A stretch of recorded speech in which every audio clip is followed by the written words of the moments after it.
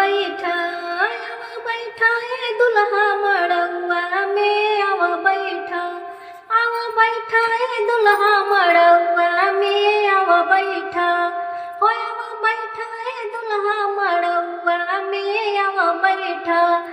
कह मम्मी के हाल कैसन बाउन कर चाल, कह मम्मी के हाल कैसन बाउन कर चाल, हमरे पापा के देख नजरिया से आव बैठा ए दुल्हा मड़उआ में आव बैठा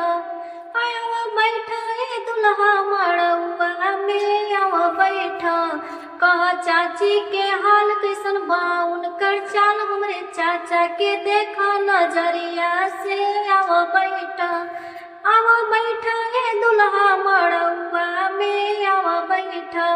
कह दीदी के हाल कैसन बाउन कर चाल, हमरे भैया के देखा नजरिया से आव बैठा ए दुल्हा मड़उआ में आव बैठा।